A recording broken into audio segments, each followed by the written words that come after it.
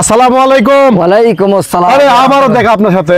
আলহামদুলিল্লাহ আলহামদুলিল্লাহ। কি খবর, কই যান এদিকে? আমি যাচ্ছি এই যে মাঠে যাচ্ছি একটু ঘাস কাটবো, হ্যাঁ গরুর জন্য। আচ্ছা চলেন সামনের দিকে যাই একটু, এখানে দাঁড়াই। আচ্ছা এই যে এখানে আসছে, হ্যাঁ জি যে ঘাস কাটতে যাচ্ছেন আপনি গরুর জন্য, তো এই জন্য নিচে যে হাসা নাকি? হ্যাঁ হাসা লিছি একটা লিছি, এখানে রাখবো কাটে। আচ্ছা আচ্ছা ওকে। আচ্ছা আমার প্রশ্ন এখন একটা আপনাকে, বলো। এই যে ধান ক্ষেত, তাই না? এবার ধানের ফলন কেমন হবে বিস্তারিত বলেন তো একটু। এই সামনে আসেন। ধান মোটামুটি ভালো হয়েছিল, হ্যাঁ পানির খুব প্রচুর পানির কারণে এইবার ধান ভালো হয়েছিল। পরে আসে আমাদের এই পোকা, হ্যাঁ পচাখানা, আচ্ছা বুঝছেন? হ্যাঁ এইগুলো নিয়ে আমাদের প্রচুর ক্ষতি হয়েছে ধানের। পচাখানা মানে এটা কি? এটা হচ্ছে মানে গাছের তলায়, বুঝছো, ওখানে গরম হয়ে ওটা পচে যায়। হ্যাঁ পচে যাচ্ছে। এই পচাখানা রোগটা হচ্ছে কি গাছের গোড়ায় কি পচে যায়? তাই কিসের গাছের গোড়ায়? ধানের গাছে। হ্যাঁ হ্যাঁ পচে যাচ্ছে। এটা আমরা প্রচুর বিষ প্রয়োগ করার পরেও এটা থামানো যায়নি।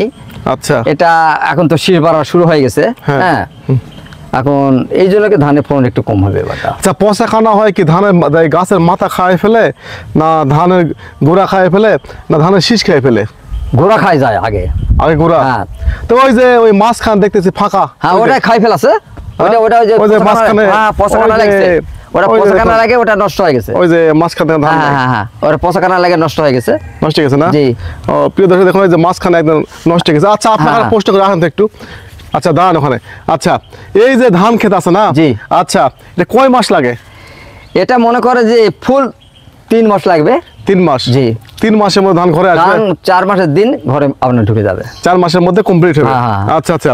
এই যে ধান এখন দেখতেছি গাছ, ধানের গাছ দেখে আমার মনে হয় যে এগুলো ধান হবে না এবার। না ধান ভালো হবে না তো। ওই যে করলাম না, পচাখানা লাগছে, তারপরে পোকা, বুঝছেন, বিভিন্ন রোগ বালাই একেবারে শেষ হয়ে গেছে। কারণ এই জমিটা যদি 5 কাঠা জমি হয়, ঠিক আছে, 5 কাঠা বা যাই হোক 10 শতাংশ বা 7 শতাংশ হয়, কিন্তু এখানে তো ধান নাই। ধান নাই ওই তো বললাম যে শুধু ধানের গাছ। ওই যে ফলন নষ্ট হয়ে গেছে আপনার, পচাখানা লাগে। হ্যাঁ আর ওই যে একটা পোকা, মাজরা পোকা বলা হয়, সেটা হলো মাজরা। এই যে মাজরা, এই যে বুঝছো, এই যে ফলন নষ্ট, এই যে ভিতরে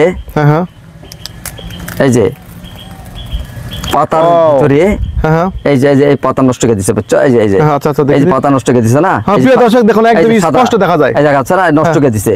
তাহলে পোকায় পাতা নষ্ট করে দিছে, নষ্ট করে দিছে। এখন এই জন্য করে ধানটা ডাবে যাচ্ছে। ধানের ফলন ভালো হবে না। হবে না? না। এটা কি শুধু এখানে না আর ভিতরে? সারা বাংলাদেশ এই এবারে রোগ ব্যাধি অন্তত মনে হয় আমাদের এই বলগাঁ থানায় এরকম নাকি? হ্যাঁ বেশি দেখা যাচ্ছে। অন্যান্য জেলায় কি বলা যাবে না তাই মনে হয়। অন্য আর কি হচ্ছে জানেন, আমাদের এখানে একটা পোকা দেখেন, এই যে এই পোকাটা, হ্যাঁ এই পোকাটা ধানের উপরে বসে এই যে আস্তে আস্তে আস্তে আস্তে এই ধানের পাতাগুলো আস্তে আস্তে খাই ফেলে দেয়। দিলে তাহলে একটা পোকা যেমন মানুষের গায়ে পড়লে একটা মাছ, মনে করেন একটা হলো মাছি বা একটা মশা পড়ে গেলে কেমন হয়, আচ্ছা সেই জায়গাটাতে ওই ওখানকার খাদ্য খাই ফেলে না, রক্ত চুষে খাই ফেলায়, ওই ধরনের এই পোকাটা সরাসরি এই ধানের পাতায় পড়ে এই পাতার যে যে পয়জনটা, বুঝলেন, যেটা হলো খাদ্যটা, বুঝলেন, এটা খাই ফেলে দিচ্ছে। দিলে তাহলে দুর্বল হয়ে যাবে না গাছটা? এই পোকা দেখো, এই পোকাটা, বুঝছেন, এই খাচ্ছে, হ্যাঁ এই খায় এলা নষ্ট করে দিচ্ছে। এই জন্য আমরা ওষুধ প্রয়োগ করেছি, তারপরে হচ্ছে না, না কারণ ভালো ওষুধ তো বাংলাদেশে নাই। বাংলাদেশে আসে সব হলো এই যে, আর এই যে ভিতরে পোকা দেখেন, ডাইরেক্ট পোকা পাওয়া যাচ্ছে, দেখা যাচ্ছে, দেখা যাচ্ছে এই যে পোকা, এই যে এই যে পাতা খাই ফেলে দিচ্ছে।